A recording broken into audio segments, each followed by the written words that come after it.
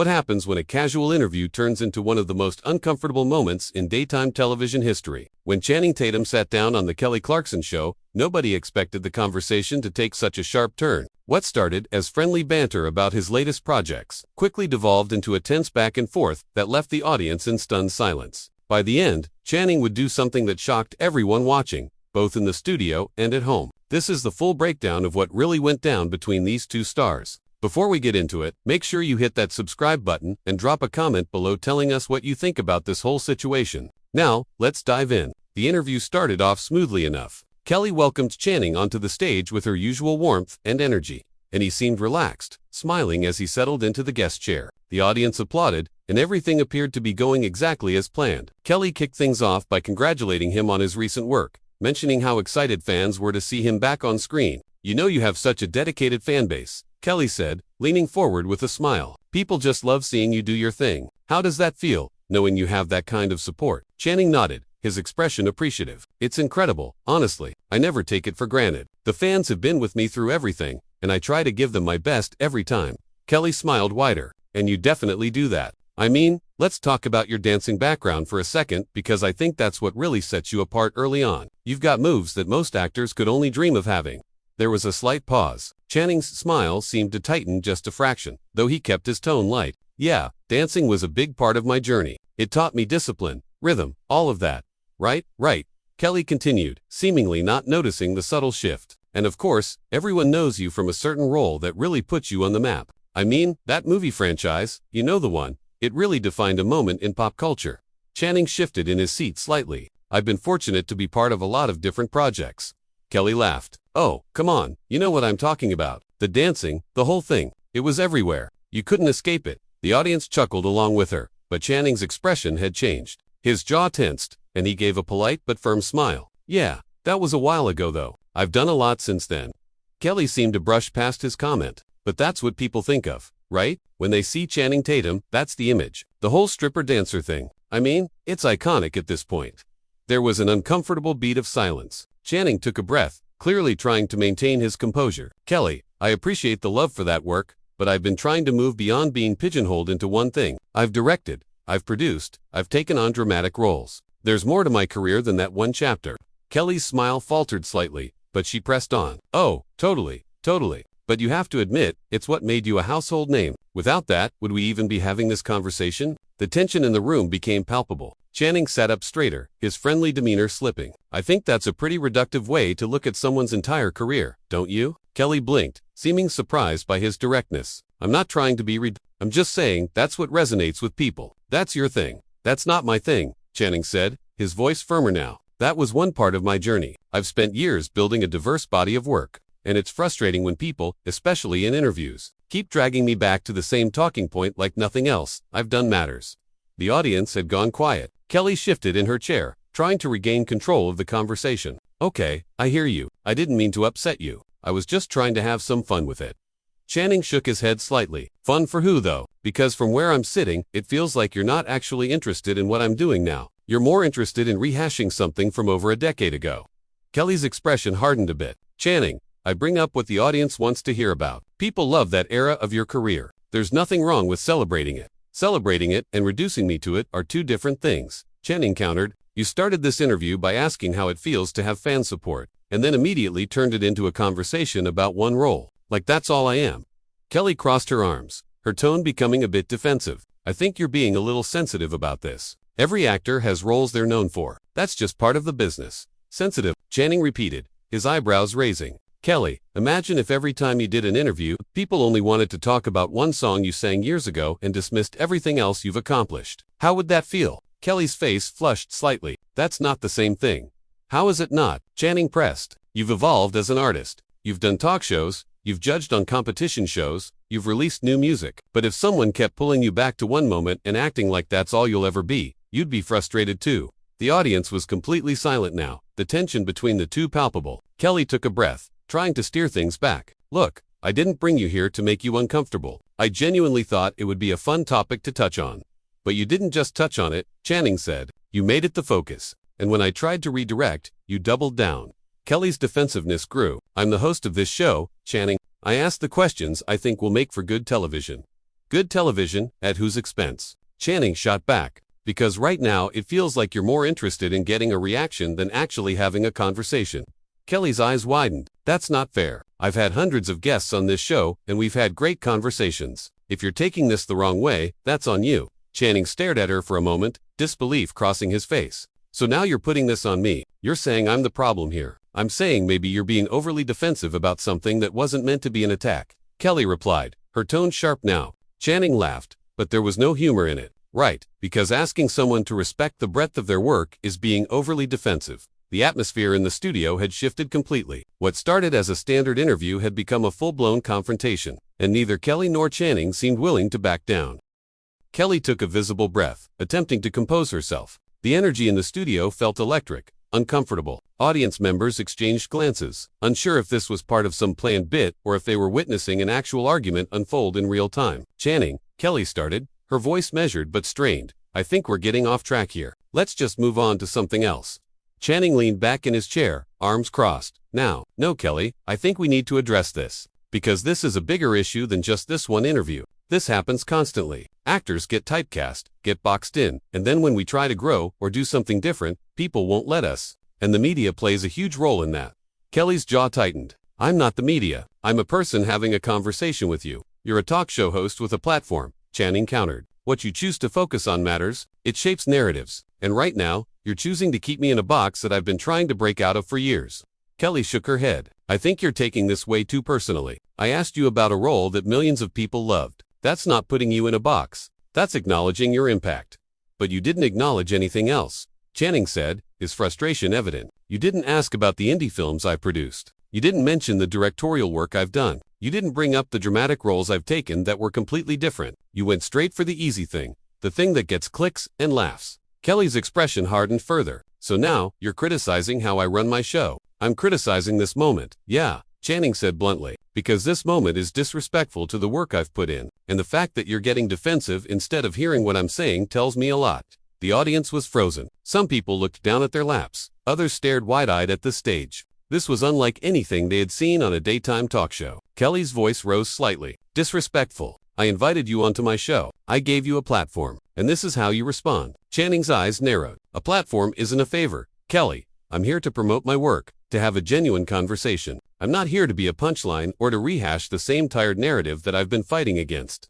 Nobody's making you a punchline, Kelly shot back. You're making this into something it's not. Channing challenged, because from where I'm sitting, you brought up that role in a way that felt dismissive of everything else. And when I called it out, you got defensive instead of listening. Kelly let out an exasperated sigh. Channing, I don't know what you want from me right now. Do you want an apology? Because I don't think I did anything wrong. Channing stared at her for a long moment. That's the problem. You don't think you did anything wrong. You don't see how reducing someone's career to one thing, especially when they've explicitly moved past it, is hurtful. Kelly spread her hands. I wasn't reducing your career. I was talking about a part of it. A significant part. You made it the only part, Channing insisted. And when I tried to redirect, you kept going. That's not a conversation. That's an agenda.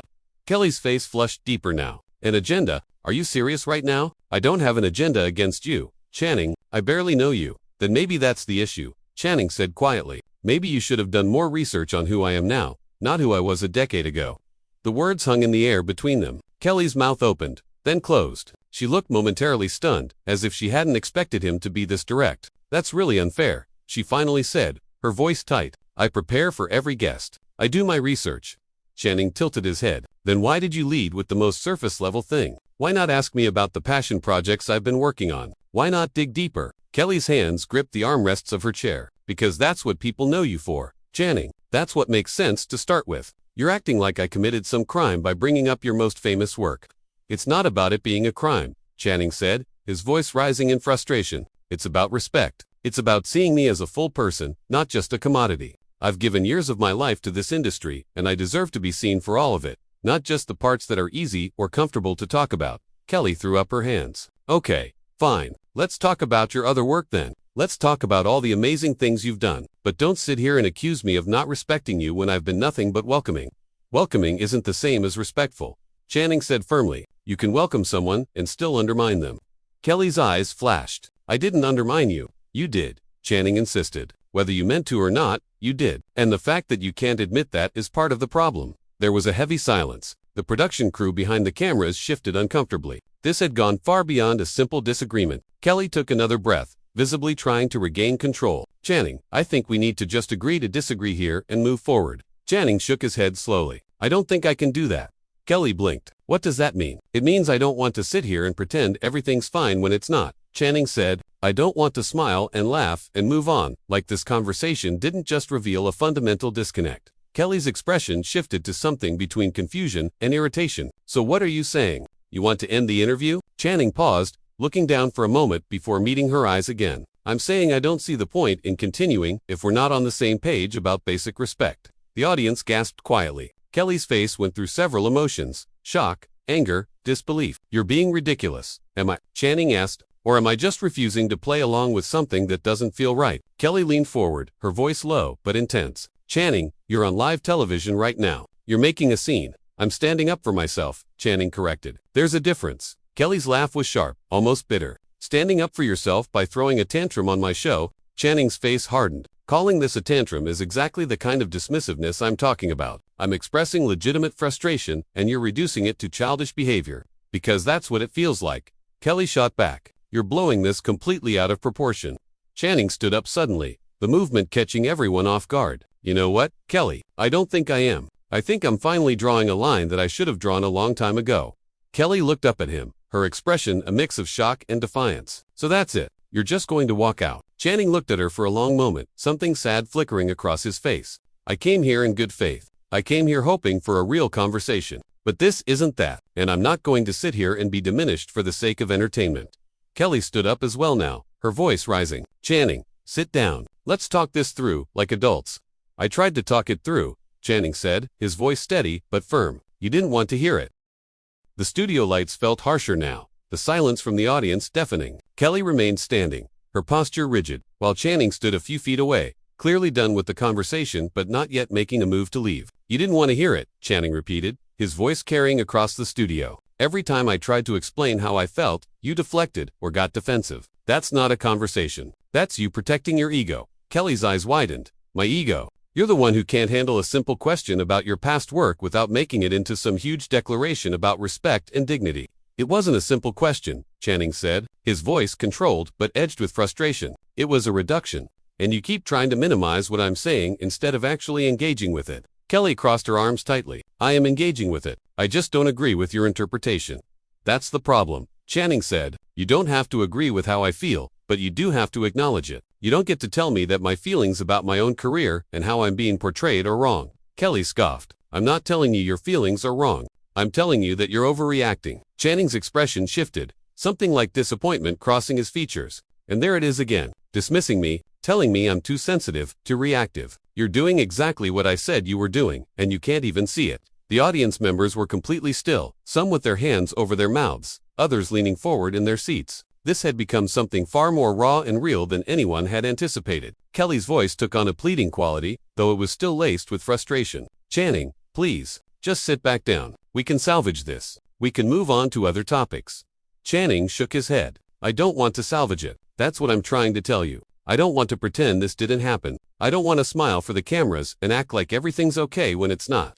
But that's how this works, Kelly said, gesturing around the studio. That's how television works. We have disagreements, we work through them, we keep going. Not when the disagreement is about my value as a person and an artist. Channing said firmly, I'm not going to compromise on that for the sake of a smooth show. Kelly's face flushed deeper, her composure cracking. Your value. I never questioned your value. You're putting words in my mouth. You questioned it the moment you reduced my entire career to one thing. Channing countered. The moment you implied that without that one role, we wouldn't even be having this conversation. That's questioning my value. That's saying everything else I've done doesn't matter. Kelly threw her hands up. That's not what I meant, and you know it. Do I? Channing asked. Because you've had multiple chances to clarify, to say you see the bigger picture of who I am, and you haven't. You've just doubled down on defending yourself. Kelly's voice cracked slightly, emotion seeping through. Because I don't think I did anything wrong. I asked you about your work. That's literally my job. Your job is to have meaningful conversations with your guests, Channing said, to make them feel heard and valued. And right now, I feel neither of those things.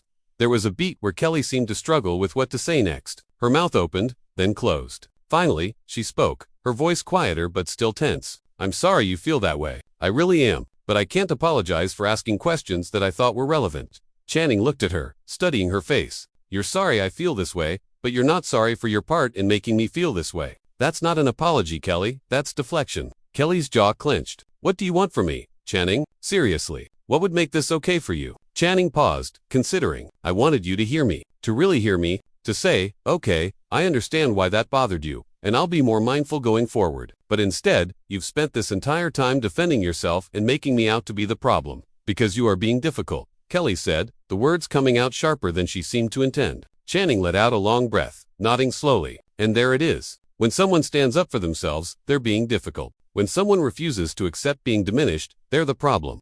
Kelly looked away, her frustration evident in every line of her body. This is ridiculous. This whole thing is ridiculous. You're right, Channing said quietly. It is ridiculous. It's ridiculous that we're here because you couldn't just acknowledge my perspective. It's ridiculous that I have to fight this hard just to be seen as more than one role. And it's ridiculous that you think I'm the one making this difficult.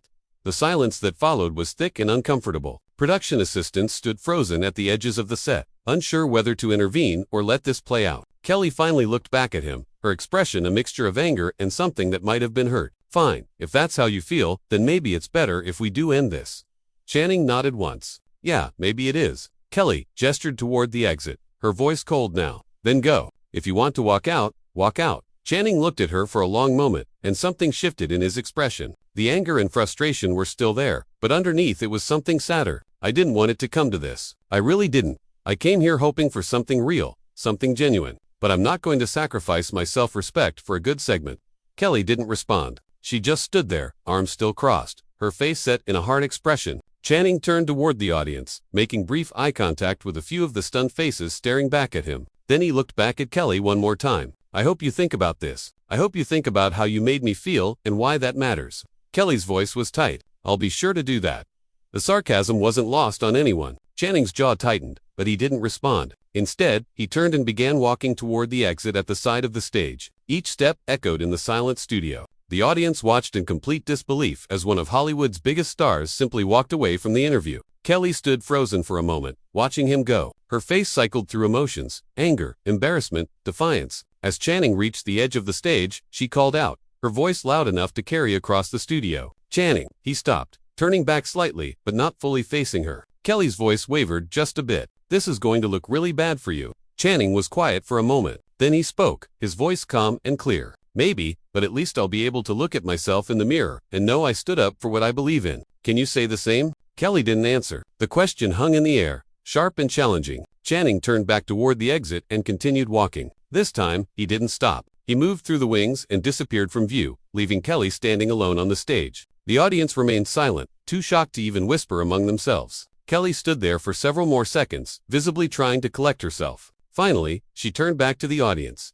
attempting a smile that didn't quite reach her eyes. Well, that was unexpected.